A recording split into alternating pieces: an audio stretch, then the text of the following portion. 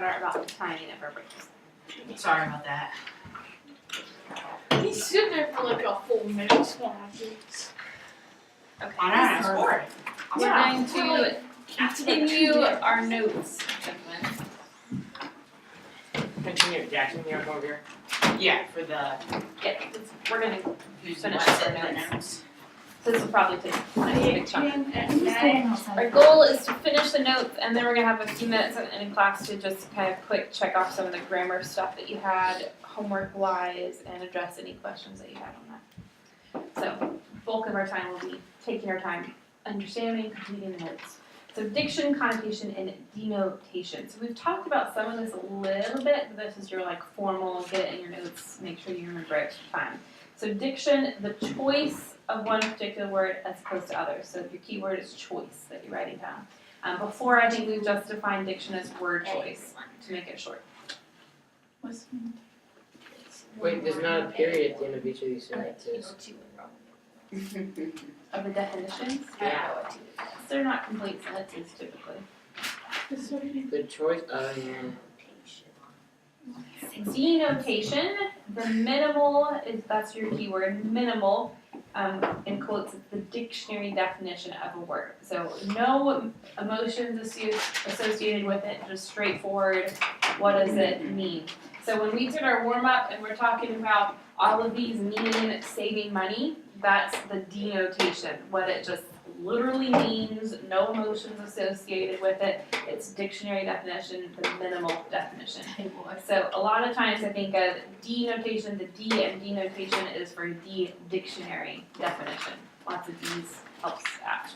Connotation is the emotional associations of a word apart from its strict definition. I don't know, like I used to teach vocabulary based on Greek and Latin roots, so D is of and note writing, so it's just basically of the writing. Connotation, the C-O-N means with, so it's everything that goes with the word. So if that's familiar to you, that might be a way to help remember it. But connotation is the emotional associations. So the way that you are able to rank the words, even if your exact order varied from your classmates or from my ranking, we all had some sort of emotional association with each of these words. That's why we decided haggler is worse than thrifty, even though they technically kind of mean the same thing, right? They're meaning saving money, but And like it's if to be someone called it. walked up to you and like, you're a tightwad, You'd kind of be like they offended. would not be standing up in the next 5 minutes. But if they come up to me and said, you're thrifty, then I wouldn't mind that. You're like, all right, thanks. I mean, thanks, yeah. It's like, I am yeah, thrifty. creative class is the best. Yeah, I'd kind of be like, oh yeah, I'm able to get all the right fashion in the same budget. I'm thrifty. And then somebody's like, you're a tight one. I'm like, but just because I don't have the same budget as you doesn't mean I'm less of a person. Like, I'd get offended, right? That's why I just put it. I make sure they wouldn't be standing there in the next 5 minutes. So, connotation, those emotions, that's why you have a responsive anchor or why you take something as a compliment. This is always fun. Euphemism. Do you know what a euphemism is already? Sort of. Kind of. Euphemism is the substitution of a less offensive Less of it. Oh yeah, or like we less went over it. negative term for one more unpleasant. Like janitor was like sanitation services. Yes. That was so funny. Janitor versus sanitation service. A Wait, vision less what? something was a window washer. Your word is less offensive. Oh. Isn't like a vision clearance something? Yeah, a For a vision window clearance for yeah. Yeah, that's nice. So some clean and appropriate euphemisms, like the notes tell you pass away instead of die, hunter for murderer, that's how I appear in Most Dangerous Game, saying you've been laid off instead of fired, redistribute instead of steal. I've also seen in TV shows they call somebody an acquisitions expert, and that's AKA they steal things for you. Acquisition. Abortion instead of kill, correctional facility instead of prison. I hear that a lot nowadays. Can you think of any other ones that you hear, just even everyday ones? Like honestly, I don't think I've heard the visual clearance specialist instead of a window washer, but you could make that up. Something about the garbage man thing, I've heard that maybe. I do instead of say, sanitation worker instead of garbage Yep. truck driver. I do say strongly dislike instead of hate. Yeah, strongly dislike instead of hate. All of those things. I think this is where we talked about it originally. In the book, page 71 You guys get to is, do this again. yeah, that's that list. Do you want to see if you can remember them? Yep. Alright, so just look at 71, don't peek. Some of these we mentioned already. Yeah. Sanitation engineer, Janitor. janitor, garbage man was like, is technically what the book says. Domestic assistant, Like, Veterinarian. Teacher.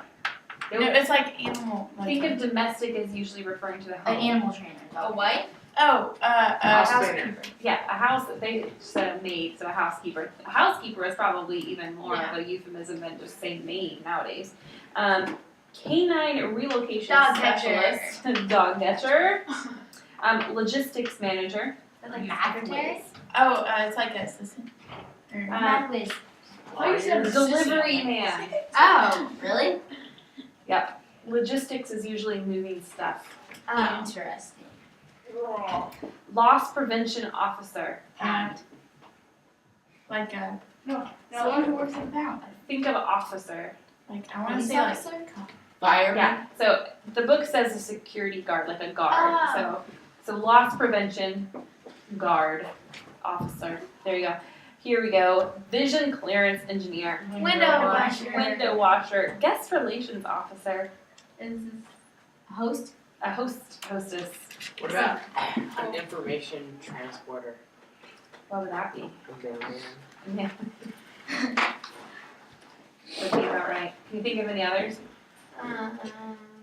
Make one up. give us just some really weird jobs and we'll make up some stuff. Can you think of a weird job? Working at McDonald's. It's not really. What about like a dog walker? Is there a fancy name for a dog A walker? canine. That's me. Movement expert. Or like a babysitter would be like a infant Homo sapiens. caretaker. Yeah. Homo sapiens caretaker. Homo sapiens. Caretaker. Fancy. Yes. So euphemisms. So those are some examples of euphemisms. Also, if you watch a lot of like little kid movies, they often do euphemisms for like adults to kind of find humor in that. So oh like I don't know what this is. yeah, some of them are inappropriate. So we'll Yeah, leave it there. I watched the Moana movie and I'm not gonna say it, but Yeah. So they sometimes didn't that's actually when say the word, but they like. they kind of hint at things. So sometimes euphemisms like are courteous, like telling somebody, "I'm sorry, I heard so and so passed away," instead of like, "Oh, he did." So that's trying to be a little more sensitive. Sometimes it's like, just say what you mean. Like when people are talking about abortion and the fetus instead of killed the baby, you know. So But they're still, kind of dancing abortion around sounds bad still. It's getting to where people know what you're talking about. Yeah. Anyway, so that's our hint at our little, not really our hint, our intro to euphemisms. Part B is looking at why we have these. So what are some reasons to use euphemisms or emotionally charged words? And why might be some reasons to watch out for them? So taken from this information about euphemisms, why would we use a euphemism in the first place? We just talked about some of the reasons. They make people feel better. Yeah, it's a little, to take something that had To a be more negative, to make it a little more positive, to be more What if sensitive. someone was ashamed of their daughter's on the washer and said, "Oh, I'm a vision clearance engineer," Right. and you're like, "Oh, you're an eye doctor?" And they're like, Or you really? But close. Still all about vision and being able to see clearly.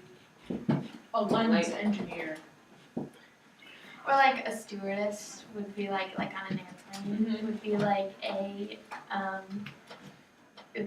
refreshments ambassador. Perfect. Yeah. But I know who uses those a lot. Susan Glasswell. No. Because she makes it seem like you're not really that bad that you're killing your husband. Yeah, just like was totally fine because he was mean to her. It's like if she's like, you're a jerk. I'm gonna kill you. That's like sending the wrong message. Yeah. Okay, so those are reasons why we might intentionally use a euphemism for kind of a positive meaning, like trying to take something and make it not sound so bad. That can also be a way to be deceptive, like we said with abortion, like trying to, like when they're talking about a fetus instead of baby itself, we're trying to make it not sound so, I guess, heinous and criminal. So redistributing some of the meaning, like the most dangerous game, instead of calling Zeroff, he didn't call himself a murderer, he called himself a hunter. So he's kind of like Someone that killed covering the blame a little bit. So that's kind of a negative way to use the euphemism. So it's kind of like deceptive in that sense. Killer of animals. Why might a writer decide not to use a euphemism and go for the more harsh sound word, a harsher word? To put it up on more people, that's not right. Right. So especially if we're talking about something bad, to really make it robber. obvious, like robber, to for Rainsford to call Zeroff the murderer, to call him out. What would that do to you as a reader when you're seeing this? It would make them seem worse, like as a person. Right. So you're going to feel more. You're going to pay more attention. All those things. Like our Latin vocabulary this week had letronismus, robber, mercenary. Oh, lecture. Yeah. It said robber and mercenary. And mercenary seemed like a nicer kind of word to say rather Right. than robber. Then And you I say think robber. I hear that with like I don't know. And then I think I mercenary would kind of. seems. Sorry, go ahead. You finish. Oh, no, oh, okay. Well, it's kind of like if the author wrote like that without using like the special words to make other people feel better, it would kind of be like, well, does the author really know what he or she's doing? Because, I mean, if you think if they've been through all the school and stuff and they've written so many books, they could find a better word for that. True. So sometimes it's seems being, smarter. yeah. You sound smarter when you're using these big fancy words. There's that always too. So it depends on what your character, what your story is going for. Like if you want your character to sound uneducated, maybe they're not going to use fancy words. Maybe they're going to not use the euphemisms so they can intentionally shock you and grab your attention. Like you Not said, give yeah, he people did. really bad boo-boos. So watch out for either the use of euphemisms or the lack thereof. Both of those are really revealing about your topic, the mood, the author, all those things, even the purpose and the theme. Any questions on euphemisms so far? We're about to go to the next section of our notes. I'm going to give you 2 minutes. Anybody need something repeated? I guess that you know. You guys know. And you're right, I feel like connotation and denotation is really fun to talk about, especially when you get into poetry, of when it has that layered levels of meaning of like, why did the author use this word and not this one? It gets pretty revealing and interesting. So our last chunk of notes, this is our last chunk, right? This has a lot more of examples for us to work with, is figures of speech. This is similes, metaphors, and personifications specifically that we're going to look at. So again, hopefully these are familiar terms, but we're going to try to dive in a little deeper to them. So figures of speech, this is also called figurative language. I usually abbreviate figurative language. They are words that have an understood meaning apart from the literal meaning. So I think you know when somebody says, I was talking about that figuratively, like they're not meaning it literally. Meaning what? They are words that have an understood meaning apart from the literal meaning. Wait, what is the first blank? Figurative language, and then apart from the literal meaning. What language? It's figurative language. Figurative. Figurative.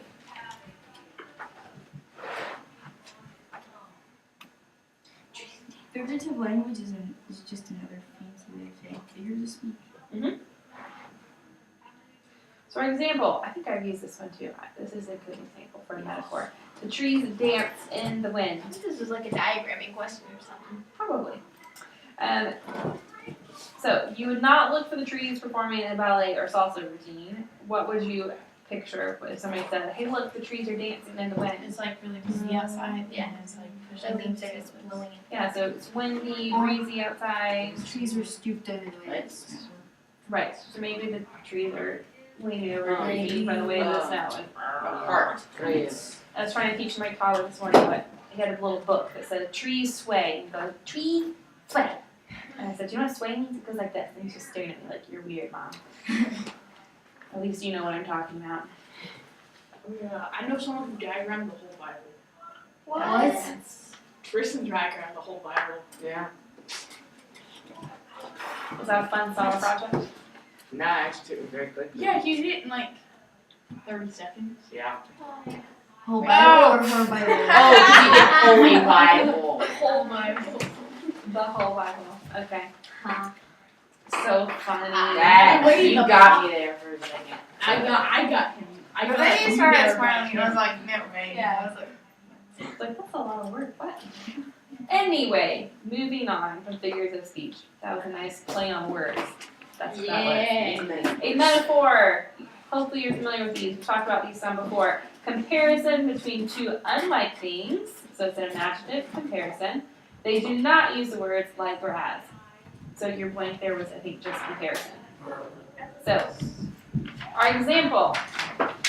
Biblical example. I am the vine, you are the branches. He who abides in me and I in him bears much fruit, for without me you can do nothing. So what is the metaphor in that? The vine, the branches. The vine and the branches, because we are literally not branches, and Jesus is literally not a What vine. if that we were literally? So are you writing this I in don't blank think, space? I don't think. Yes, so you're explaining, you should have a little blank space to explain this. So that's what the metaphor is. Maybe if you even just want to underline it or something. But the main thing is what does this mean? You need that, me that we need to be him. good. So we need him because the branch can't survive without the vine. Or I thought it was the And fruit. Yeah. Will bear fruit. And bear fruit. So certainly branches and vine are not bearing fruit without each other, right? And is the vine truly a full vine if it doesn't have any branches on it? No. But And that's not true because God is not like God is completely full without us. true. So let's focus on the flip side. Okay. So can the branches exist by themselves? Can this be like a branch? Can it live? I mean, you can see a branch on the ground, but it's not alive anymore, or at least it's not going to be. It's going to be dead about, real dead bad. It's not gonna bear fruit. Need Right, and it's certainly not going to bear fruit. That's for sure. So you might find a branch that's like freshly broken off or something on the ground, and it could technically still be alive, but it's certainly not going to bear It any more dies fruit, as soon as you break it off. and it's not going to be like green and pretty much longer, right? It's not gonna be like having flowers grow. So what does it tell us about the Christian life? we need that. That we need God. We depend on God. We depend on Him. Without Him, You're what does it dead. mean about fruit? Dependation. We won't bear fruit. We won't bear fruit. So what does that mean? Like I'm not going to grow any apples. Not gonna like We can't Like, I mean, minister to other people without it. Right. So fruit is usually like if you think of fruit of the spirit, like we're not going to be able to show the patience and kindness and self-control truly without staying in Christ. Yes, Karis. Fun fact. When the Jewish priests were writing the Bible, whenever they wrote the name Yahweh, which is God in Hebrew, because God's name is so holy and reverent, every time they wrote it, they would stop, put down the pen, go take a bath, and get in a new set of clothes every time they wrote the word Yahweh, which is about 100 times or more per day. They're probably clean. One, I'm wondering, wow, they're They have super a clean. lot of clean clothes. Two, how many pairs of clothes do they have? A lot of laundry somebody's doing. That's a lot of bath. Well, they have a personal, what was the word? Their maid. They have a personal. What is it, like that does their domestic? laundry for them? Domestic assistant. Yes. They have a domestic assistant helping them out. Alright, let's keep cruising. A simile. So this is a comparison between two things using like or as. Comparison. Comparison. So you have a line, actually it's technically several lines from Robert Burns saying, "My love is like a red, red rose that's newly sprung in June. Oh, my love is like a melody that's sweetly played in tune." So what is the first simile? My love is like Red. Love being a red, red rose. What does that mean? it's fresh. Yeah, so the love is blossoming. it's blossoming, it's growing, it's flourishing, especially because it says it's a red rose, and even with red, really emphasizing how red it is, that's freshly sprung. So it's new, it's freshly light, it has a lot of life left to it. What is a second simile? Like a melody. Like a melody that's sweetly played in tune. So what does that say about his love if it's like a melody sweetly played in tune? It's nice and sweet. It's happy. It's nice and sweet, it's happy. You musicians know what it sounds like when the melody is not played in tune. Oof. It's a little cringeworthy and grating and it clashes, so this is all the opposite of it. Flows well, it harmonizes, it's sweet, refreshing, maybe even moving. Alright, next example. The kingdom of heaven is like a mustard seed, which a man took and sowed in his field, which indeed is the least of tall with seeds. And when it is grown, it is greater than herbs and becomes a tree, so that the birds of the air come and nest in its branches.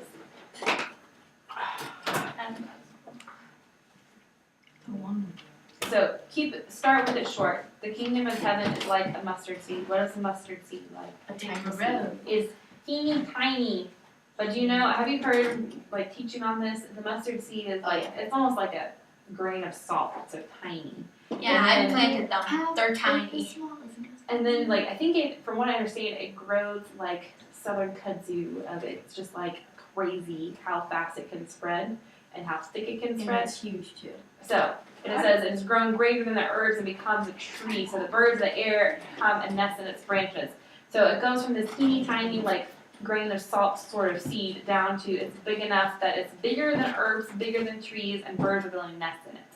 So, what does it tell us about the kingdom of heaven? That it grows fast and like you might underestimate it, I guess. Yeah, so it grows fast, you might underestimate it, start small, gets Oh, so big. it's like Gonzaga basketball team. Okay, Sure. sure. Underestimated. Underestimated, okay. Even though they're never once. Oh, okay. They're less like 500, like that's not. Alright, number 3. We actually coincidentally had an example of this earlier in class. Personification. Attributing human characteristics to non-human things. So your first word is human, second word non-human. I know what Usually when I would ask students for examples, I get things like, the chair said hi. And I'm like, no. Like technically, sure, if your chair is non-human, and you're given it a human quality of speaking, but that's typically not how personification is going to appear in writing. Tristan. Do you know what the biggest example of personification is I can think of? What? The canon. The canon. Oh, It's yes. later in the book. So and weird. It's really weird. It's like basically this canon, Mhm. and it basically it's like a monster that's. I read that. It's so weird. It's really weird. An example. It's not as The weird as the canon Orlando, but it's shouts. more understandable. Yes. Loud. Oh, yeah, that was my. What does it say? My editing. I feel like canon shouts loudly. I forgot to put the Let It Go Yes. CD in there. So, I think you have an example printed, right? From Lord of the Flies. Anybody read Lord of the Flies? No, Yeah. I have no Sounds intention. familiar. I'm I've actually never heard of it. Honestly, I do not Oh my like Lord of goodness, the you Flies. haven't It's heard so of dark. Lord of the Flies? Anyway, I've heard it's like really really children's. I think it's technically British lit, so unless you're studying British lit, you may not encounter it. It's commonly taught in Isn't school, that So is don't Harry they like Potter. end up like eating each other and stuff? basically. Harry Potter's British So- lit. The great rock loitered, poised on one toe, decided not to return, moved through the air, fell, struck, turned over, leapt, droning through the air, and smashed a deep hole in the canopy of the forest. Echoes and birds flew, white and peak dust floated. The forest further down shook as with the passage of an enraged monster. Then the island was still. It's like he was doing a creepy dance and then like suddenly collapsed. Yeah, so we're getting this rock doing a creepy dance, essentially.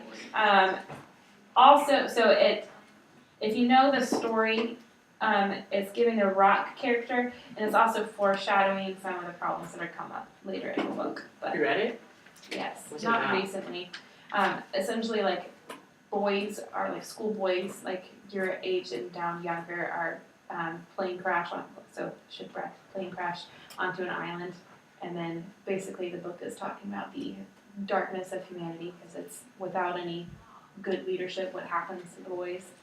Yeah, and then don't they like start killing It's each not other and good. stuff? They eat each Cannibals. other. I remember they were turning someone like eating someone else. You could have made it like Neverland, but no. So it's become cannibals. I read a historical story, like To kill boars and a rugby team got stranded in the mountains when it was snowing because their plane crashed, and they had to eat.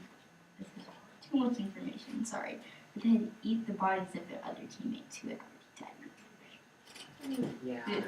And I told my That's mom like- that she that's took the like- book away from me, even though it was extreme survival. And I'm like, I need to read this just in case. I Well, was like, hopefully we have this. I was That's like- like that's like that movie. Considering the our Heart of the snow melts Sea. within 2 That hours. was like the worst. That was like the grossest movie ever. Like that was like with Moby Dick and stuff. ew. And he was like after there were only a couple people left. You know, I had the guy who played Thor in it, Mhm. and Chris like, Hemsworth. yes. I can never remember his name. So like they end up like having like this guy was like, and then was like about to shoot somebody and eat him, and then he shot himself. They ate him. So gross. Yeah, this is short. So we would have a euphemism for that, so we wouldn't have to talk about how bad it was. There we go. Yeah. Connection. Moving on with the notes so we can finish. You know, like Symbol. An object that has meaning in itself, but also represents an idea or something else. So, what was a big thing that we read about symbolism? That represents something else. Yeah, the two things were like crashing slowly. Do you remember? It was a poem. Convergence of the twin. Yes, convergence of the twain. Oh. We actually read two convergence of the twain. which conversion? Both of them. They're both using symbolism. So that's all I was trying to point out. Oh, Yeah. So an object Or has tower and meaning a itself, plane. but also. Oh. But also represents an idea or something else. When the So- baby cab driver died. So in Convergence of the Twain, the ship was most likely, we know based in context, the Titanic, like that was a true ship, it exists. But also we were talking about it represents the pride of humanity, that kind of thing. Even the whole fate twist. So we were talking about this means more than just the Titanic. Skipping that example. Explain the difference in imagery and figures What of about the- speech. The BuzzFeed. object is What? used to blank an abstract idea. What was that one? Represent an abstract idea or concept. I've never seen Dumbo. So then what's the first one again? First, so symbol is an object that has meaning in itself, but also represents. Oh, they're both represents. One represents, one is represent. Yeah, I might have seen that. Oh, Dumbo, that was a sad movie. Okay, Not being so- there. Thinking about the difference between figures of speech and imagery. Is imagery literal? Wait, Is it distorting something? no. No. It might be heightening something, but it's not like deceiving you or trying to compare things that aren't true. Plunging upward is deceptive.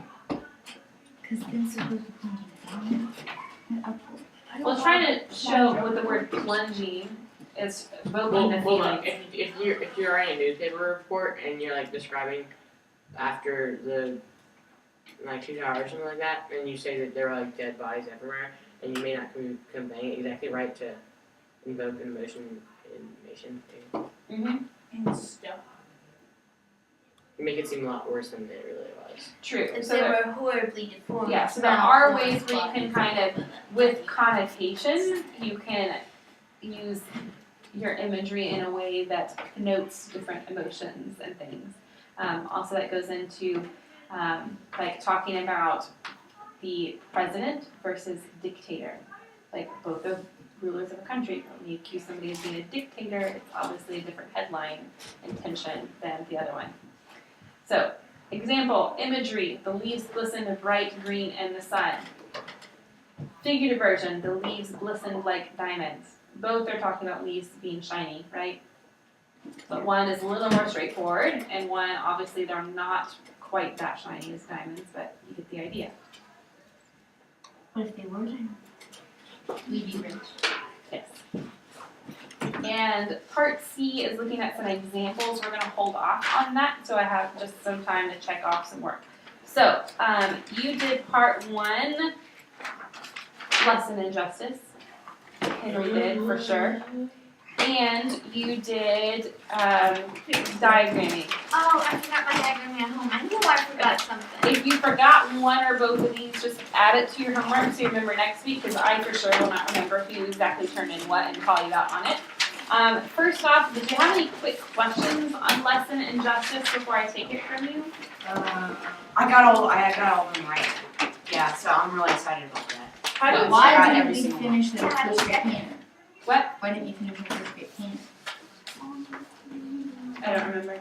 You just didn't feel like it. Yeah, I just don't feel like it. For the spelling, did we have to put a rule above it? Because I didn't. Because like I couldn't find anything. Yeah. That's probably fine. That's the good it was a spelling mistake. Me and Tristan still have that song stuck in our head since last week. The brain. You're welcome. What song? So I take that as you did not have questions. So it's just one question of you didn't really have to label a rule for spelling it. It is what it is, right? Okay, I will collect this while you get your diagramming. Did you have any questions on diagramming? There was one that was like really long, the one with cardiovascular. We tried to make the easy Cardio and the hard and the short and the long. So, my Those mom are like like two music and she does this. So I did the best with like all the lines and stuff. I mostly, like, this is graded on, you tried the best you could and you did a pretty good job. Versus like you skipped half of it because you didn't feel like it. That's me. Oh, wait, here's my Maybe diagram. interested. Yeah. Alright, let me grab my cheat sheet for diagram. Diagram was hard. The diagram.